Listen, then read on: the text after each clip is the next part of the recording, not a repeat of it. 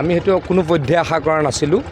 কিন্তু তাৰ লগত কি হ'ল, তলৰ মানুহখিনি ছাইডৰ মানুহখিনিৰ বানপানীত ক্ষতিগ্ৰস্ত হ'ল। আৰু এই কামটো যিটো আমি এই মুহূৰ্তত আছোঁ আমি এতিয়া, এইখন আচলতে এইটো কফাৰ ডাম আছিলে। কফাৰ ডামটো আমি খুলি দিছিলোঁ আমি স্লুইচ গেটেৰে পানী বোৱাবলৈ। কিন্তু আগত যিহেতু স্লুইচ গেটৰ ছাইডৰ যিটো মথাউৰি বা ৰাস্তা সেইটো ভাঙি গ'ল, তাৰ কাৰণে আকৌ পানী সোমাব বুলি যথেষ্ট ভয়ত আছিলোঁ। মানে আৰু 3 মাহমান বাৰিষা আছেই, গতিকে আকৌ পানী সোমাব বুলি খুব বেছি ভয়ত আছিলোঁ। কিন্তু আশা কৰা ধৰণে কষ্ট কৰি আমাৰ টীমে বহুত কষ্ট কৰিছে। চিফ ইঞ্জিনিয়াৰ সপ্তাহত এদিন ইয়াত আহিছে।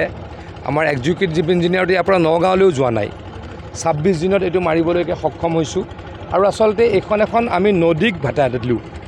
ব্ৰহ্মপুত্ৰ এইটো ফ'ৰ্চ, এইটো নদী এখন বা সুঁতি, আমি এই সুঁতিখনক ভেটা দিছোঁ। আগতে ৱাটাৰ ৰিচোৰ্চ ডিপাৰ্টমেণ্টে এনেকুৱা কেতিয়াও কৰিবলৈ দুঃসাহস কৰা নাছিলে।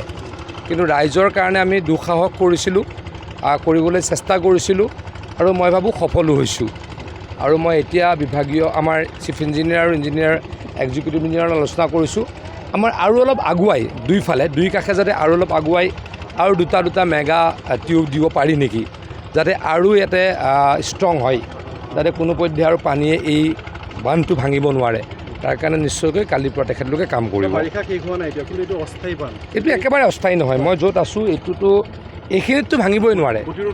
নাই, মই আপোনালোকক কৈছোঁ, এটা মোৰ যিখিনি বিশ্বাস হৈছে, যিখিনি মোৰ ঘূৰি এক্সপিৰিয়েঞ্চ হৈছে, আমি য'ত আছোঁ এইটোতো মেগা টিউব, এইটো এটা টিউব 800 টন।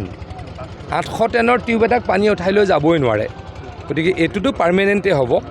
ছাইডলৈ আগুৱাই যাব দিছোঁ মই। যিখিনি ভাঙিছিল বা সেইখিনি কাটি দিয়া, আচলতে কাটি দিয়াখিনিতহে লাগি আছে। কিন্তু সোঁফালে আৰু বাওঁফালে, মানে উত্তৰ ফালে দক্ষিণ ফালে আৰু এটা টিউব, মই যোৱাকালিও তেখেতলোকক ফোন কৰি কৈছিলোঁ, আজি নিজে আহি চালোঁ, আৰু এটা টিউব যদি আগুৱাই দিওঁ, তেতিয়া আৰু আমাৰ এই গোটেই কফাৰ ডামটো ষ্ট্ৰং হ'ব আৰু হয়তো ভাঙিব নালাগে।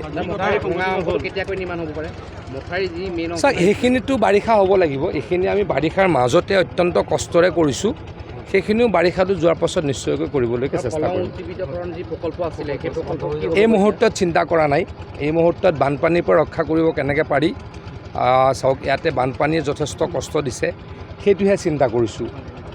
কলং উজ্জীৱিতকৰণৰ চিন্তাটো পাছৰ পৰেও কৰিবলৈ নিশ্চয়কৈ সুবিধা পাম।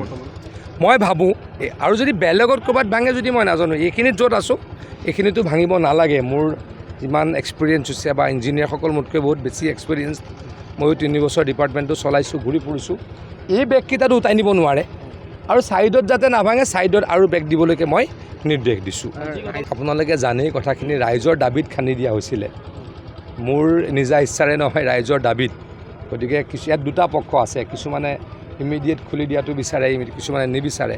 গতিকে এটা পক্ষৰ কথা শুনি আমি কৰিছিলোঁ, সেইটো ভুল প্ৰমাণিত হ'ল। ভৱিষ্যতে ইমান তৎকালে আমি এই কাম নকৰোঁ, খুলি দিয়া কাম।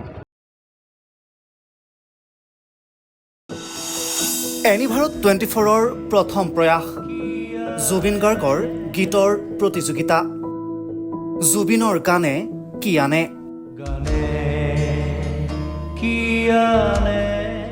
অডিশ্যনৰ বাবে যোগাযোগ কৰক 8638661821 আৰু 8812831556 নম্বৰত।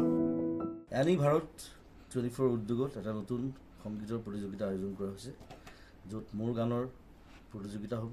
আপোনালোকে তাত প্ৰতিযোগী হিচাপে আহিবলৈ পাৰিব। আৰু মোৰ ফালৰ পৰা আন্তৰিক শুভকামনা জনাইছোঁ। আৰু অনুষ্ঠানটোৰ নাম হৈছে গানে কি আনে।